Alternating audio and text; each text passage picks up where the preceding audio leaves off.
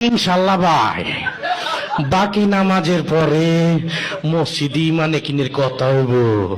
ওই মুসল্লি, তোরা গলতে ববি, নাইলে কিন্তু সানডে মানডে ক্লোজ করে দিব, কয়া দিবা লাগছি। তো সবাই তো ভয়ে বসে গেছে, সর্বনাশ যেই লোক এলান করছে, না বসলি তো খবরই আছে।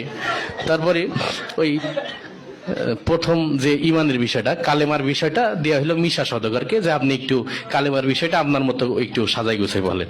তাই মিশা সওদাগর কালেমার বিষয়টা বলতেছে এইভাবে: আমরা দু চোখে যা কিছু দেখি আর না দেখি সব আল্লাহ সৃষ্টি মাখলুক। মাখলুক কিছু করতে পারে না আল্লাহর হুকুম ছাড়া, আর আল্লাহ সব কিছু করতে পারে মাখলুক ছাড়া। তাই যাই হোক, সে তার মতো করে বলে গেল। তারপরে নামাজের বিষয়টা ডিপজলকে আবার দিল, যে আপনি একটু নামাজের বিষয়টা আপনার মতো করে বুঝাই বলেন। তা ডিপজল নামাজের বয়ানটা করতে সেইভাবে: আল্লাহ রাসূল যেমতে যেমতে নামাজ পড়ছে আর সাহাবীগো শিখাইছে অমতেই নামাজ পড়তে হইব।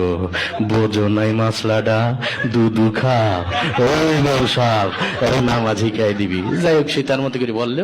তারপরে জিকিরের বিষয়টা দিয়ে হলো কাবিলাকে, যে আপনি একটু আপনার মতো করে কি জিকিরের বিষয়টা একটু বুঝাই বলেন।